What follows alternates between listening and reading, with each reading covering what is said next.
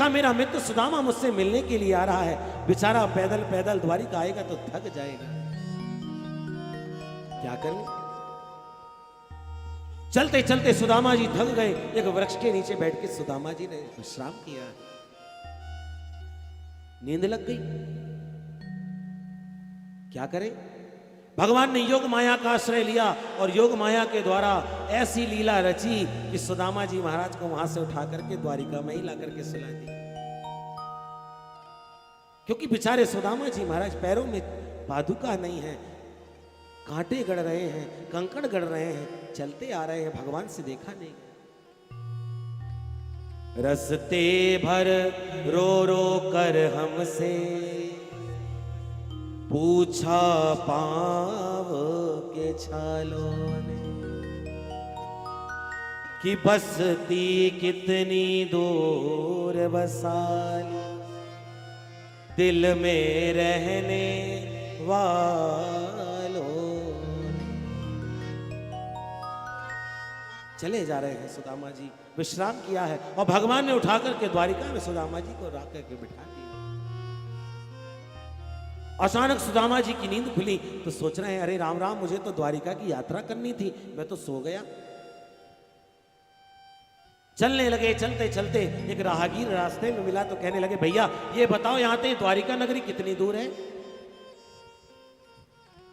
राहगीर बोला, गजब कर रहे हो महात्मा जी, द्वारिका में खड़े होके पूछ रहे हो द्वारिका कितनी दूर है। जहां आप खड़े हैं इसी नगरी का नाम द्वारिका है, इसी द्वारिका कहते हैं। अच्छा, अरे भैया जब ये द्वारिका, तो ये बताओ जे द्वारिका में हमारो कन्हैया कहां रहे भैया। राहगीर बोला, महाराज किस कन्हैया की बात कर रहे हैं आप। ओहो, वो आटा चक्की वाले कन्हैया की। अरे ना भैया, आटा चक्की वालों ना है वो, तो फिर किस कन्हैया की बात कर रहे हैं। अब देखो भैया, वो तो हम संग संग पढ़े, संग संग रहे, सहपाठी रहे, तो हम तो वाको कन्हैया बुलाते। पर हां, याद आयो वाको एक नाम कृष्णचंद्र है, और मैंने ऐसा सुन राखी है कि या समय वो या द्वारिका को राजा है। ओहो महाराज, कहीं आप हमारे द्वारिकाधीश की बात तो नहीं कर रहे हैं। बोले हाँ, वही द्वारिकाधीश। राहगीर बोला, महाराज जिनका नाम आप ऐसे ले रहे हैं, हमारे द्वारिका में उनका नाम ऐसे नहीं लिया जाता। अच्छा भैया, तो कैसो नाम लिया जाए। बोले, राजाधिराज महाराज 1008 द्वारिकाधीश भगवान श्री कृष्णचंद्र जी महाराज, ऐसे नाम लिया जाता है उनका। बोले भैया, तो हमारो कन्हैया इतनो बढ़ गयो, इतनो बड़ो है गयो कि बाकी नाम के आगे अब इतने संबोधन लगाने पड़े। हाँ भैया, वही तुम्हारो राजाधिराज महाराज योगीराज कृष्णचंद्र जी महाराज, कहाँ मिलेगो हमें। हम बचपन के सखा हैं।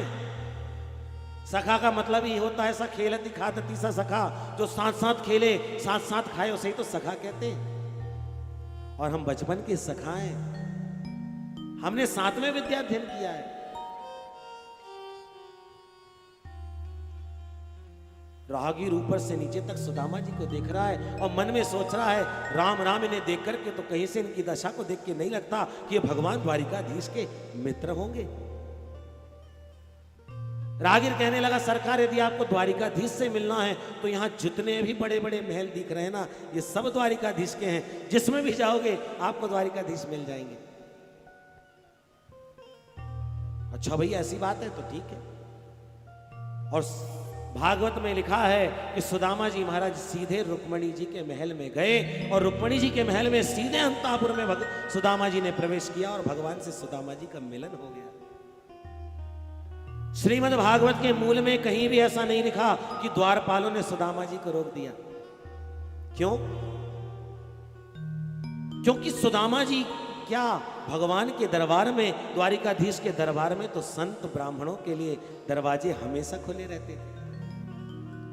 अन्य लोगों के लिए भलाई पूछना पड़े कि महाराज अंदर आने दें या ना दें, पर संत ब्राह्मणों के लिए कोई परमिशन, कोई पूछने की आवश्यकता नहीं होती थी। 12 घंटे भगवान के दरवाजे संत ब्राह्मणों के लिए खुले रहते थे।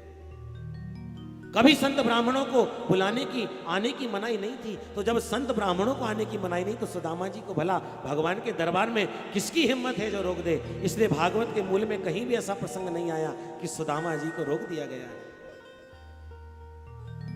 पर हमारे व्रज के एक बड़े ही अच्छे संत हुए, नाम था श्री नरोत्तम दास जी महाराज। इन्होंने सुदामा चरित्र को अपने कवित्व और सवैया के माध्यम से बड़ा ही सुंदर इसका चित्रण किया और बड़े बड़े महात्मा और कथावाचकों ने इसे सराहा है। इसलिए आइए नरोत्तम दास जी के ही शब्दों में सुदामा चरित्र का श्रवण करें। जैसे ही भगवान के द्वार पर सुदामा जी महाराज आए, अचानक द्वारपालों ने रोक दिया। कहां जा रहे हैं महात्मा जी? कौन है आप? आपका परिचय? कहने लगे भैया हम बड़ी दूर से आए हैं। ये तुम्हारा जो राजा है ना कृष्णचंद्र, वो हमारो बचपन को मित्र है, सखा है। हम साथ साथ पढ़ाई किए, साथ साथ रहे।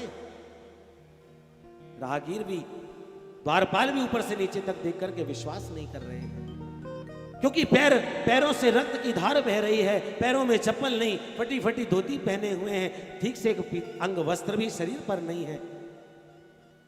पर मोटा सा यज्ञोपवीत और चेहरे पर जो ब्रह्म तेज चमक रहा था, उसको देख करके समझ गए ये कोई साधारण महात्मा नहीं है, ये साधारण ब्राह्मण नहीं है। कहने लगे महाराज आप ठहरिए, मैं अभी जाकर के द्वारिकाधीश को ये संदेश सुनाता हूं, और यदि द्वारिकाधीश की आज्ञा हो गई तो मैं अभी आपको अंदर लेकर के जाऊं। भगवान तो अभी भोजन करके अपने हस्तों को प्रक्षालन करके और भगवान अपने सिंहासन पर बैठे हुए थे। और जैसे ही द्वारपाल ने आकर के भगवान से कहा प्रभु प्रणाम। बोले कहो क्या संदेश लाए हो? तुम द्वारपाल हो ना? बोले हाँ महाराज मैं द्वारपाल हूं। कौन से, कहां के द्वारपाल हो? मुख्य द्वार के द्वारपाल हो ना? बोले हाँ महाराज मैं मुख्य द्वार का द्वारपाल हूं। हाँ तो जल्दी से बताओ क्या खबर लाए हो? भगवान तो सब जान रहे थे। कहने लगे महाराज आज हमारे द्वार पर एक ऐसी विभूति का आगमन हुआ है कि ऐसी विभूति का दर्शन मैंने जीवन में आज तक नहीं किया। शीस पगाना जगा तन पे, प्रभु जाने को आही बसे के ही ग्राम। धोती फटी सिलटी दुपटी, अरुपाय उपानह की नहीं सा। द्वार ठाड़ो द्विज दुर्बले, रयो चकिसो वसुधा विराम।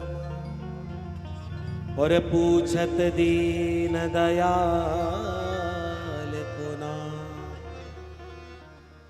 बतावत आपनो नाम सुदाम।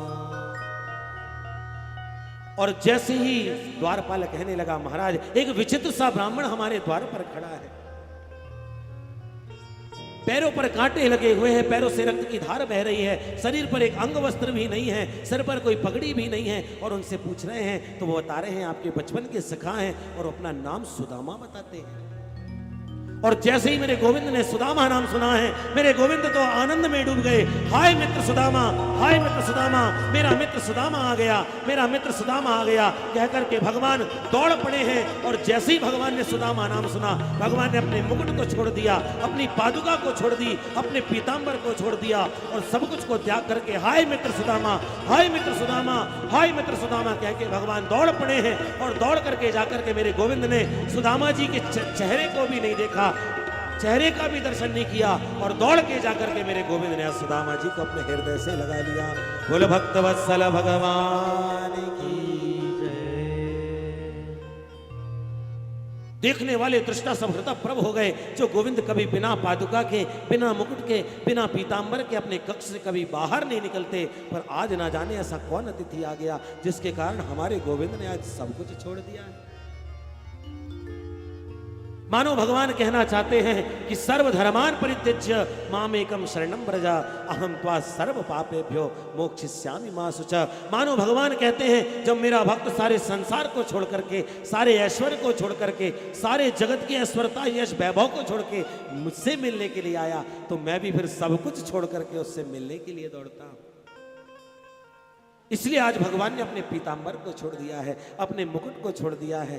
आज भगवान ने अपनी पादुका छोड़ दी कि जब सब कुछ छोड़ के सुदामा मुझसे मिलने आया है, तो मैं भी आज सब कुछ छोड़ करके उससे मिलने के लिए भागू।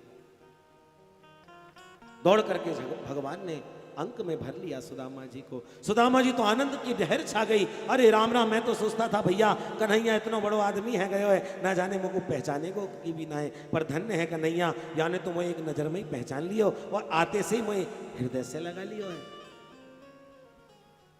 भगवान ने सुदामा जी के हाथ पकड़ करके लेकर के आए हैं और स्वयं के ही सिंहासन पर सुदामा जी को विराजमान किया।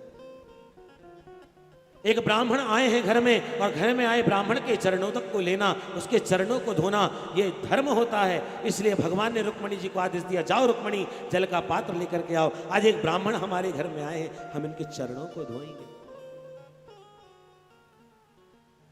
घर में हजारों दास दासियां थे, जीवन में आज तक भगवान ने रुक्मणी को कभी किसी काम का आदेश नहीं दिया, पर जब आज सुदामा जी महाराज के चरणों को धोना है, तो भगवान दास दासियों को नहीं, अपितु रुक्मणी जी को आदेश दे रहे हैं, जाओ रुक्मणी जल का पात्र लेकर के आओ, जल लेकर के आओ।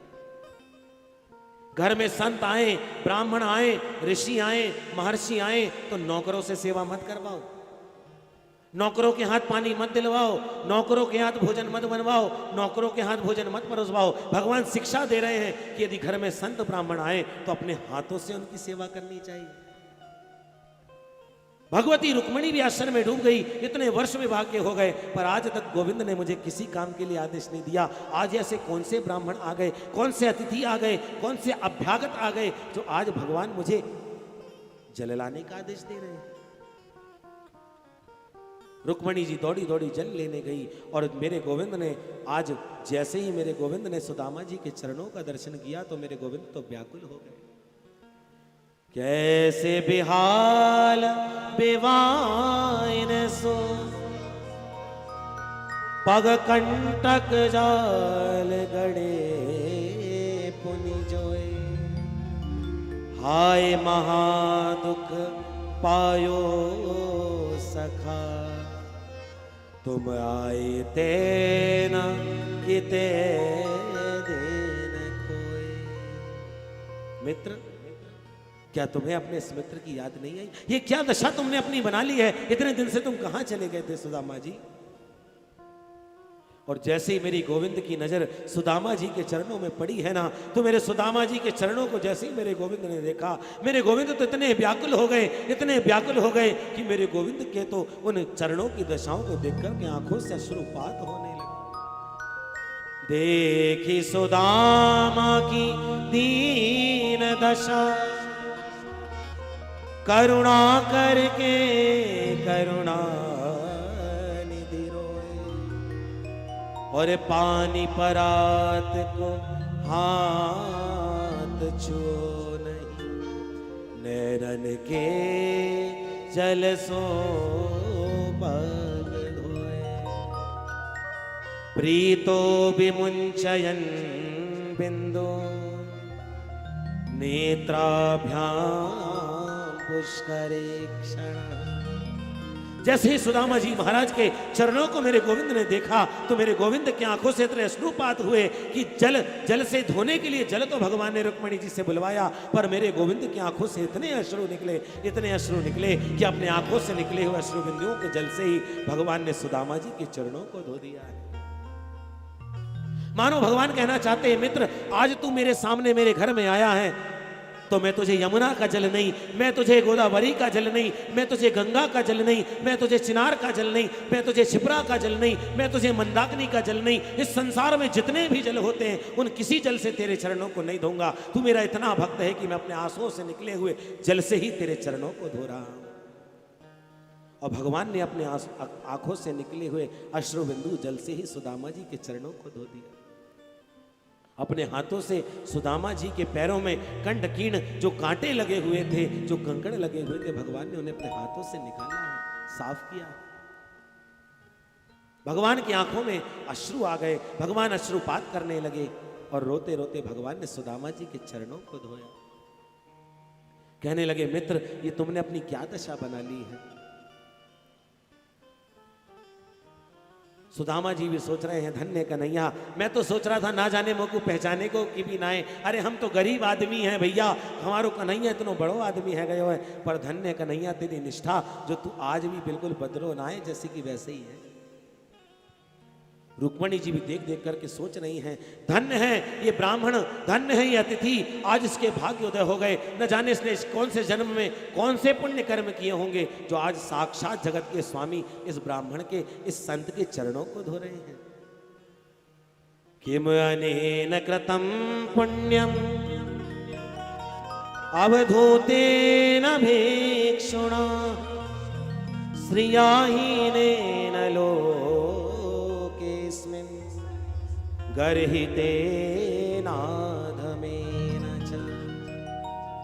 किम अनेन कृतम पुण्यम, न जाने कौन से जन्म में इस ब्राह्मण ने पुण्य किए होंगे जो आज भगवान के हाथों अपने चरणों को धुलवा रहे हैं। भगवान की व्याकुलता देख करके 16,108 रानियों के भी आंखों में आंसू आ गए। जीवन में कभी ऐसे अतिथि नहीं देखे जैसे अतिथि का आगमन आज हमारे बीच में हुआ है।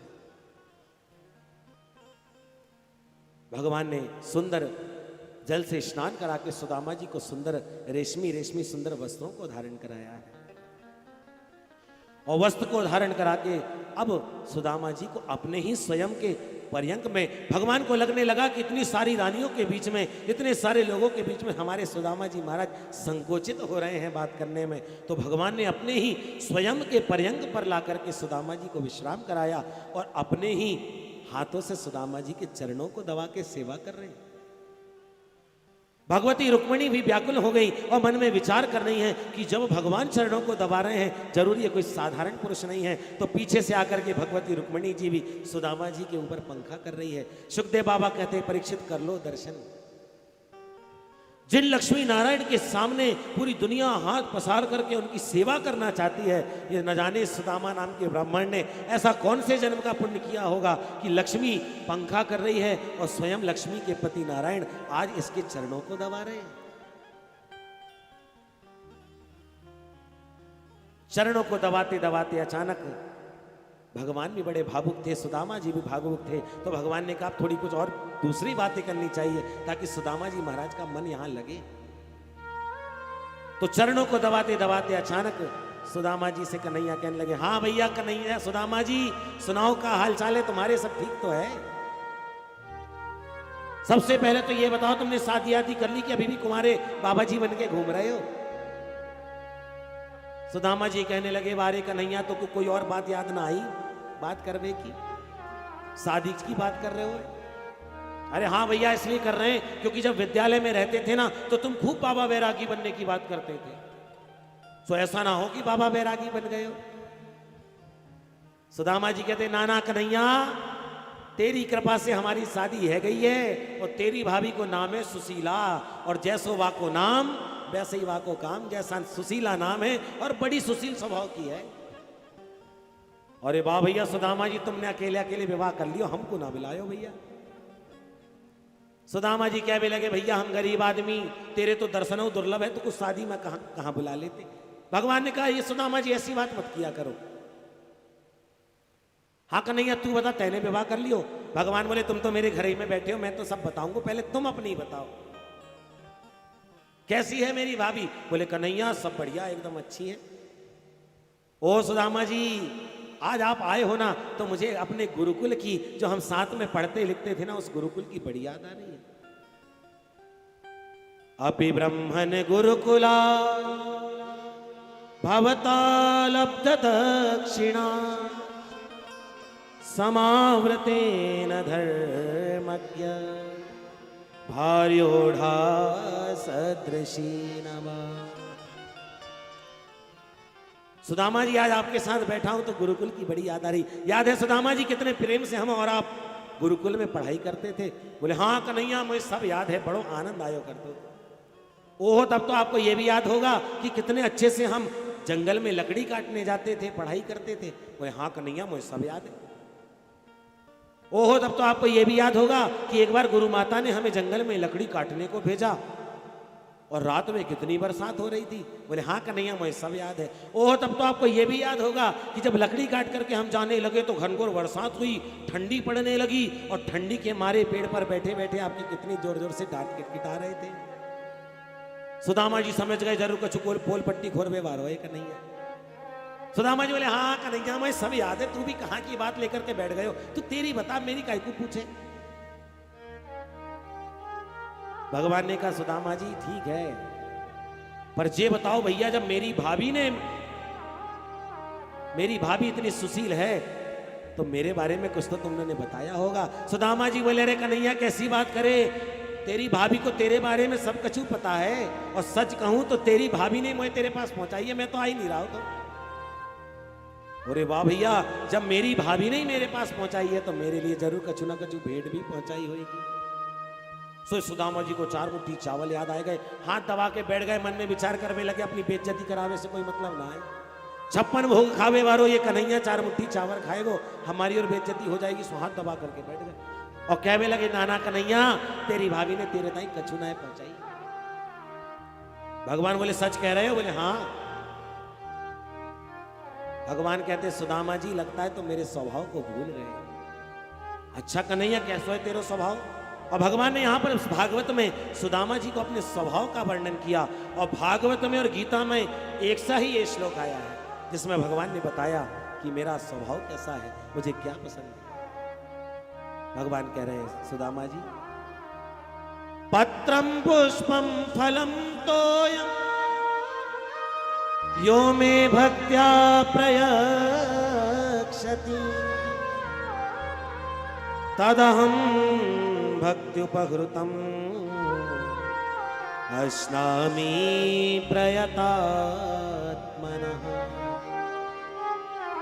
सुदामा जी लगता है तो मेरे स्वभाव को भूल गए। कैसा स्वभाव है कन्हैया तेरो? भगवान कहते हैं कोई व्यक्ति मुझे पत्रम, कोई मुझे व्यक्ति पत्ता चढ़ा दे तो मैं प्रसन्न हो जाता हूं।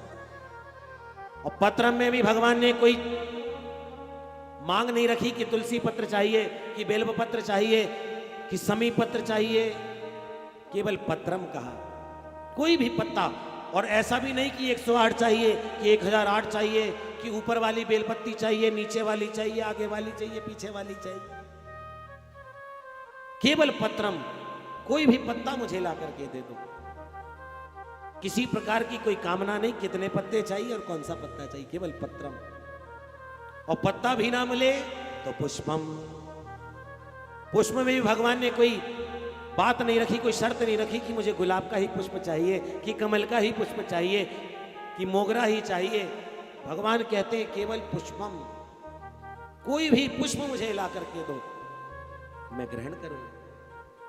और पुष्प भी ना मिले तो फलम, फल में भी भगवान ने कोई शर्त नहीं रखी कि मुझे सेब ही चाहिए, कि केला ही चाहिए, कि अंगूर ही चाहिए, कि अनार ही चाहिए, कि आम ही चाहिए। कोई भी फल मिल जाए, एक फल ला करके बस मुझे अर्पित कर दो। पत्रम पुष्पम फलम तोयम, और तोय माने होता है जल। कोई भी जल ला करके मुझे दे दो। भगवान की कोई शर्त नहीं कि गंगा जल चाहिए, कि यमुना जल चाहिए, कोई शर्त नहीं रखी भगवान ने। भगवान कहते हैं कोई भी जल मुझे, चुल्लू भर पानी जल भी मुझे चढ़ा दे तो यो में भक्त्या प्रयक्षति, मैं उसे बड़े भाव से लेता हूं। पर कब? जब भक्त के हृदय में भाव होगा, प्रेम होगा। भगवान कहते हैं कोई भी वस्तु मुझे दो पर प्रेम से दो तो मैं ग्रहण करता हूं। मुझे वस्तु से मतलब नहीं है कि आप कितनी वस्तु दे रहे हैं और क्या वस्तु दे रहे हैं, मुझे मतलब है आपके प्रेम से। इसलिए भगवान जब हस्तिनापुर पधारे तो दुर्योधन ने 56 प्रकार के पकवान भगवान को खिलाने के लिए रख दिए और अपनी पत्नी भानुमति से कहते हैं इस गंवार ग्वाले को ऐसा भोजन खिलाना कि जीवन में कभी ना किया हो। तो भगवान ने क्या किया, उसके 56 भोग को त्याग दिए और भगवान विदुर जी के घर छिलके खाने पहुंच गए। क्योंकि दुर्योधन के पास प्रेम नहीं और विदुरानी और विदुर के घर में प्रेम है। इसलिए भगवान कहते हैं मैं प्रेम का भूखा हूं, प्रेम का भूखा हूं मैं और प्रेम ही एक सार और प्रेम से भजता मुझे तो भव से वेणा पार। प्रेम बिन सुनी पुकार मैं कभी लेता नहीं और प्रेम से एक पुष्प भी दे तो वो मुझे स्वीकार। भावग्राही जनार्दनम बिना प्रेम रीझे नहीं नटवर नंद किशोर। भगवान कहते हैं प्रेम यदि हो, भीतर भक्त के प्रेम होना चाहिए तो वो मुझे कुछ भी देगा तो मैं उसे स्वीकार करता हूं।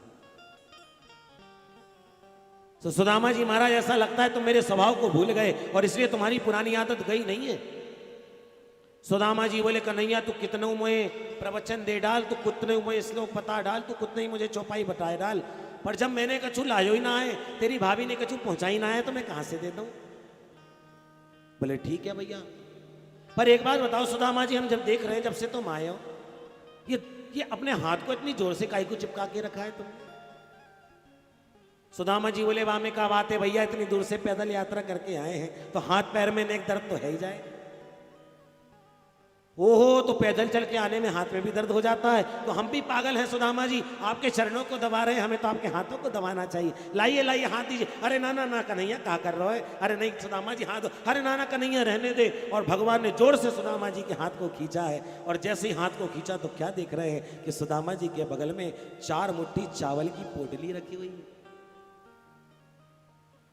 अग्रहित सिरसा राजन, जैसे ही भगवान ने खींचा देख रहे हैं ओहो सुदामा जी मैं समझ गया था मेरी भाभी ने पहुंचाई है तो मेरे ताई कछु ना कछु भेंट तो जरूर ही पहुंचाई होगी। प्रसन्न हो गए और जैसे ही प्रसन्न हुए भगवान कहने लगे ओहो तो ये पहुंचाई है मेरी भाभी ने। और भगवान प्रसन्न हुए और भगवान ने जैसे ही 4 मुट्ठी चावलों की पोटली खोली, 4 घर के 4 मुट्ठी चावल देखे, भगवान समझ गए और कहने लगे एक संत का प्रसाद, एक भक्त के घर का प्रसाद आज मेरे पास आया है, मैं इसे अवश्य ग्रहण करूंगा। और भगवान ने सुदामा जी के उस चावल की पोटली को खोला है और खोल करके 1 मुट्ठी चावल उठा करके मुंह में डाल करके 1 लोक की संपदा सुदामा को भगवान ने प्रदान कर ली। और दूसरी मुट्ठी चावल खा ही रहे थे कि इतने में रुक्मणी जी ने आकर के हाथ पकड़ लिया। सरकार क्या कर रहे हैं, क्यों हाथ पकड़ा रुक्मणी जी ने?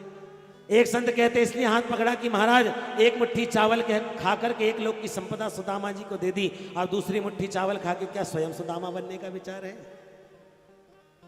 अथवा इसलिए हाथ पकड़ लिया कि महाराज एक संत ने प्रसाद लेकर के आया है तो क्या अकेले पूरा प्रसाद पा जाओगे, हमारे लिए कुछ छोड़ोगे नहीं, इसलिए हाथ पकड़ लिया। अथवा इसलिए हाथ पकड़ लिया कि महाराज कच्चे चावल है, ज्यादा खाओगे तो पेट में दर्द हो जाएगा, इसलिए भगवान ने 1 मुट्ठी चावल खाया और दूसरी मुट्ठी खा ही रहे थे कि रुक्मणी जी ने हाथ पकड़ लिया। भगवान ने 1 लोक की संपदा सुदामा को दी पर सुदामा को पता नहीं चला कि भगवान ने मुझे क्या दे दिया है। और कहने लगे भैया सुदामा जी बड़े बड़े व्यंजन खाए, 56 प्रकार के पकवान खाए, पर जो आनंद आज भाभी के चावल में जो स्वाद मिला, जो आनंद जो स्वाद आज भाभी के ये चावलों में मिला ना, वो स्वाद 56 प्रकार के पकवानों में भी नहीं। अच्छा भैया जब मेरी भाभी ने मेरे ताई ये भेंट पहुंचाई है तो मेरे ताई कछु संदेश भी पहुंचाई होगी। भगवान कहने लगे, जो भगवान ने ये बात की सुदामा जी कहते हाँ हाँ कन्हैया तेरी भाभी ने एक संदेश तेरे ताई पहुंचाई है। कहा कही मेरी भाभी ने? सुदामा जी कहते सुन कन्हैया। और याद आ गया सुदामा जी को सुशीला का भाववचन, 1 मास 2 पाक में 2 एकादशी हो और मेरे घर गोपाल जी नित्य एकादशी हो। प्रसन्न हो गए। भगवान ने जैसे सुना कि भाभी ने ऐसा वचनों को कह करके अपने भावों को कहा है। भगवान पहले तो प्रसन्न हुए, पर वाणी को सुनकर के अचानक भगवान की आंखों में अश्रु आ गए और अश्रु भरते हुए भगवान कहने लगे, यदि भाभी ने मेरे ताई ये संदेश पहुंचाई है ना, तो एक छोटा सा संदेश मेरी भाभी को भी पहुंचा देना। का कहना है कन्हैया? बोले होनी थी सो है गई, पर अब ना ऐसी हो, और भाभी तेरे भवन में नित्य द्वादशी हो। भाभी अभी तक जो होना था हो गया, पर जा मैं आशीर्वाद देता हूं, आज के बाद तेरे घर में एकादशी नहीं, नित्य द्वादशी का ही पारायण होगा, द्वादशी ही द्वादशी होगी। और भगवान आंसू भर करके विचार करने लगे और सुदामा जी महाराज को आज भगवान ने यह संदेश अपना भाभी को देने को कहा। सुदामा जी भी बड़े प्रसन्न हुए, कहने लगे, कन्हैया तूने हमारी तो सब पूछ ली भैया, तेरी तो कछु बताई नहीं। तू बता भैया, राजा तो बन गए हो, शादी ब्याह करे हो कि ना है? भगवान कहते हैं बतावे की का बातें मिलवाई देते हैं। भगवान ने सुदामा जी को सिंहासन में बिठा दिया और तुरंत रुक्मणी जी को आवाज लगाई, रुक्मणी जल्दी आइए और महात्मा जी को प्रणाम करो, आशीर्वाद लो, ब्राह्मण देवता आए हैं। रुक्मणी जी दौड़ी दौड़ी आई, महाराज जी प्रणाम। ओहो देवी, क्या नाम है तुम्हारा? बोले महाराज मेरा नाम रुक्मणी है। अरे वाह, बड़ी सुंदर हो, बड़ी सुशील हो, सौभाग्यवती भव, पति प्रिया भव, पुत्रवान भव। इतने में पीछे से जामवती जी आ गई। महाराज जी प्रणाम। और कन्हैया जी कौन है? बोले जे भी भाई है। और वाह कन्हैया, तेने दो दो शादी कर राखी भैया, तेरे बड़े ठाट हैं। वाह देवी, सौभाग्यवती भव, पति प्रिया भव, पुत्रवान भव। इतने में पीछे से सत्यभामा आ गई। महाराज जी प्रणाम। और कन्हैया जी कौन है? बोले महाराज जी भी वही हैं। अरे वाह कन्हैया, तेने तीन तीन शादी कर राखी, सौभाग्यवती भव, पति प्रिया भव, पुत्रभान भव। इतने में पीछे से भद्रा जी आ गई। महाराज जी प्रणाम। और भैया कन्हैया जी कौन है? भगवान बोले अब तुम बार बार पूछ के हमें शर्मिंदा मत करो, अब तो जितनी आ रही है सब वही है, तुम तो बस आशीर्वाद देते जाओ। और कन्हैया ऐसी बात है? बोले हाँ। और सुदामा जी, देवी जी यहाँ आके प्रणाम कर रही हैं, सुदामा जी आशीर्वाद दे रहे हैं। सौभाग्यवती भव, पति प्रिया भव, पुत्रवान भव। सौभाग्यवती भव, पति प्रिया भव, पुत्रवान भव। सौभाग्यवती भव, पति प्रिया भव, पुत्रवान भव। सौभाग्यवती भव, पति प्रिया भव, पुत्रवान भव। सौभाग्यवती भव, पति प्रिया भव, पुत्रवान भव। सौभाग्यवती भव, पति प्रिया भव, पुत्रवान भव। सौभाग्यवती भव, पति प्रिया भव, पुत्रवान भव। सौभाग्यवती भव, पति प्रिया भव, पुत्रवान भव। सौभाग्यवती भव, पति प्रिया भव, पुत्रवान भव। सौभाग्यवती भव, पति प्रिया भव, पुत्रवान भव। सौभाग्यवती भव, पति प्रिया भव, पुत्रवान भव। भव भव भव। आशीर्वाद देते देते सुदामा जी का मुंह दुख गया, हाथ दुख गया। भैया 50 बार से भी ज्यादा हाथ ऊपर नीचे करो तो हमारे हाथ दर्द देने लगा। सुदामा जी हाँफते हाँफते बोले, भैया कन्हैया और कितनी शादी कर राखी तेने भैया, मेरे तो आशीर्वाद देते देते हाथ ही भी दुख गए, मुंह भी दुख गए हो भैया। भगवान मुस्कुराते बोले, सुदामा जी अभी तो आधी ना भाई, पूरी 16,108 है। सुदामा जी बोले, अरे भैया कन्हैया इतनी शादी कर राखी तेने, इतनी रानी को आशीर्वाद देते देते तो मैं तो जिंदा ही ना रहूंगा महाराज। एक काम करे कन्हैया, ये सब तेरी अर्धांगिनी है और तू इन सबको अर्धांग, तो एक काम कर, इन सबन के बदले में तुम वही प्रणाम कर ले और इन सबन के बदले में मैं तो ये आशीर्वाद दे दूं। भगवान ने कहा ठीक है। और ये एक भारत के ब्राह्मण में ये सामर्थ्य है जो आज भगवान को कह रहा है तू मुझे प्रणाम कर और मैं तुझे आशीर्वाद दूंगा। ऐसा सामर्थ्य भारत के ब्राह्मण के अलावा इस संसार में किसी व्यक्ति ने नहीं पाया। भगवान ने सुदामा जी को सबके बदले किया प्रणाम और भगवान ने सुदामा जी ने सबके बदले भगवान को ही आशीर्वाद दे दिया। प्रसन्न हो गए। एक रात्रि सुदामा जी महाराज ने भगवान के घर में विश्राम किया और प्रातः काल होते ही बोले, कन्हैया देख भैया तेरी भाभी बाट निहार रही होगी, अब हम ज्यादा दिन रुक ना सके, प्रेम से तेरे घर रह लिए, खा लिए, पी लिए, आनंद मना लिए, अब हम चले भैया, तेरी भाभी इंतजार कर रही। बोले ठीक है सुदामा जी। सुदामा जी की भगवान ने विदाई करी, पर जैसे सुदामा जी जाने लगे मन ही मन सोचने लगे, कन्हैया विदाई तो कर रहा है पर लेवे देवे की तो कुछ बात ही ना करे। अरे सुशीला तो बड़ी कह रही थी कि एक बार उन द्वारिकाधीश के चरणों में चले जाओ तो तुम्हारी सारी गरीबी को दूर कर देंगे, और आज जब जाने की बारी आई तो कन्हैया तो कुछ लेवे देवे की बात ही ना करे। अच्छा भैया कन्हैया तो हम जा रहे हैं, बोले हाँ हाँ महाराज प्रेम से जाइए। अरे राम राम, मेरे ताई ना सही अपनी भाभी के ताई एक साड़ी ही दे दे तो, मेरे बच्चों के ताई कछु बेटे ही दे दे तो महाराज, कछु लेवे देवे की बात ही ना करे। अच्छा कन्हैया तो हम निकल रहे हैं। बोले हाँ हाँ महाराज प्रेम से निकलिए। फिर सुदामा जी को लगा मैंने यहाँ की भाभी की या को याद ना दिलायो, यदि या को की भाभी की याद दिलाऊंगा तो जरूर कुछ ना कुछ मुझे देगो। सुदामा जी कहने लगे हाँ कन्हैया हम जा तो रहे, तेरी भाभी के ताई कछु संदेश तो ना है। भगवान कहने लगे हाँ हाँ याद आया सुदामा जी, अगली बार जाओ तो मेरी भाभी से कहियो अगली बार आओ तो दोनों साथ में आइयो, अकेले मत आइयो, ऐसा कह दियो मेरी भाभी। सुदामा जी सोच रहे कि सब कह रहा हो पर लेवे देवे की कछु बात नहीं करेगा नहीं। आधी रास्ते तक पहुंचे महाराज, मुख्य द्वार तक पहुंचे हैं, सोचते जा रहे हैं महाराज लेवे देवे की कछु बात ही ना हो रही। मुख्य द्वार तक पहुंचे, इतने में भगवान ने आवाज लगाई सुदामा जी नेक रुकिए। सो सुदामा जी बोले अब जरूर मुझे कुछ देने वाला है, इसलिए इसने रोका। हाँ कन्हैया हम रुके भैया, जो देना दे दो, हम खड़े हैं।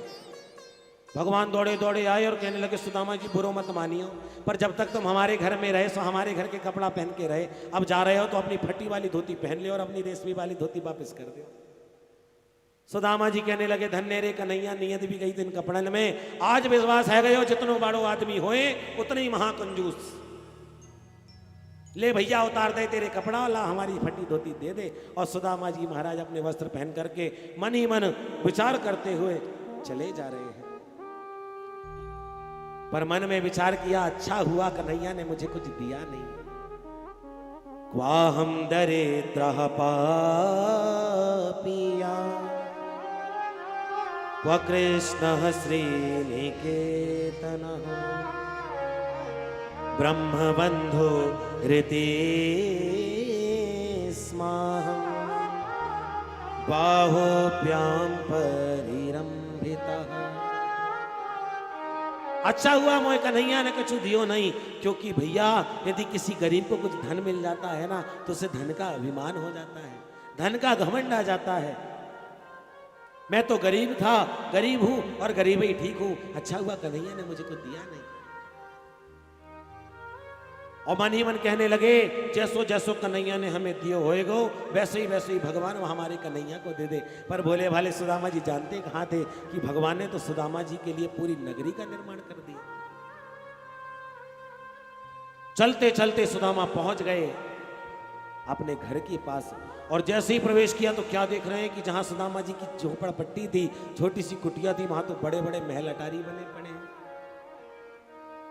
सुदामा प्यारे मंदिर देख डरे, यहां तो थी मेरी टूटी झुपड़िया, कंचन महल खड़े, सुदामा प्यारे मंदिर देख डरे। अरे राम राम, मैं तो सोच रहा था कि मेरी कुटिया में सुशीला मेरा इंतजार कर रही होगी, पर मेरी कुटिया तो यहां दिख ही नहीं रही। यहां तो बड़े बड़े महल अटारी बन गए, मंदिर बन गए। जैसे ही आगे बढ़े तो पूछने लगे लोगों से भैया ये कौन सी नगरी है? बोले महाराज इसका नाम है सुदामापुरी। सुदामा जी सोच रहे भैया जावे की देरी ना है, भाई कोई सुदामा नाम के व्यक्ति ने सुदामापुरी बसाई नहीं। बोले यहाँ के महाराज को कहा नाम है? बोले यहाँ के महाराज का नाम है सुदामा जी महाराज। बोले भैया जावे की देरी ना, भैया सुदामा नाम को व्यक्ति भी आए गए हो। कहाँ है वो महाराज? बोले द्वारिका गए हुए, आते ही होंगे। रे राम राम, मेरे नाम को आदमी द्वारिका भी चलो गयो, नगर भी बसाए ले, और रे राम राम मेरी सुशीला कहाँ चली गई, मेरे बच्चे कहाँ चले गए? सुदामा जी घबराने लगे। जब कहीं कुछ समझ नहीं आया, चलते जा रहे थे सुदामा जी महाराज, अचानक सुशीला ने छत से देखा, रे राम राम सुदामा जी आ गए। राहगीर को कहा सुनो, जाओ जा करके वो पंडित जी को बुला करके लाओ। दौड़ा दौड़ा गया, कहता महाराज जी चलिए आपको रानी ने याद किया है। अरे बोले क्या रानी? इतनी सारी रानी को आशीर्वाद देते देते हाथ दुख गए, और कौन रानी याद कर रही भगवान जाने। सुंदर श्रृंगार करके, 16 श्रृंगार करके, हाथ में आरती की थाली सजा करके, और आज सुशीला सुदामा जी के स्वागत में खड़ी है। जैसे ही सुशीला आई, सुदामा जी लौट करके आए, द्वार पर खड़े हुए। सुशीला छम छम करती हुई आई, सुंदर श्रृंगार करके आई और सुदामा जी की आरती उतारने लगी। सुदामा जी ऊपर से नीचे तक देख रहे हैं कि देवी जी कौन आ गई। हाथ जोड़ के कहने लगी क्षमा करिए देवी, पर मैं जान सकता हूं आप कौन हैं? आपका परिचय? सुशीला बोली अरे महाराज तुम ये ना पहचान रहे, मैं तुम्हारी सुशीला। सुदामा जी बोले अरे सुशीला तेरे दो दो चुटीला, लाल लाल साड़ी पर बॉर्डर पीला, ये इतनी सुंदर कंचन थारी, ये इतनी बड़ी बड़ी महल अटारी, ये सब कहाँ से आए गई? अरे सुशीला कैसी है ये तेरी लीला? सुशीला कहने लगी महाराज मैंने तुम्हें पहले ही कही थी कि एक बार उन द्वारिकाधीश के चरणों में चले जाओ तो तुम्हारी सारी गरीबी को दूर कर देंगे। देखिए महाराज भगवान ने केवल हमारा नहीं पूरे नगर के घर को बना दिया, पूरे नए नगर का ही निर्माण कर दिया, ये हमारे उस गोविंद की कृपा ही तो है। जो ही सुदामा जी ने सुना कि ये सब कन्हैया ने किया है, मन ही मन कहने लगे धन्य कन्हैया, मुझको पहले बताए दियो हो तो कि तूने मुझको इतना सब कुछ दिया तो रास्ता भर तुमको गाली देते ना तो भैया। वाह कन्हैया तूने तो हमारे जीवन की दशा को ही बदल दिया। और भगवान की आदत होती है, भगवान जब भक्त को देते हैं ना तो दिखा करके नहीं देते। भगवान कब कहां से भक्त को कैसे दे दे ये भक्त को भी समझ नहीं आता। तेरे दरबार की निराली शान ये देखी, तेरे दरबार की निराली शान ये देखी, देते तो नहीं देखा पर झोली भरी देखी।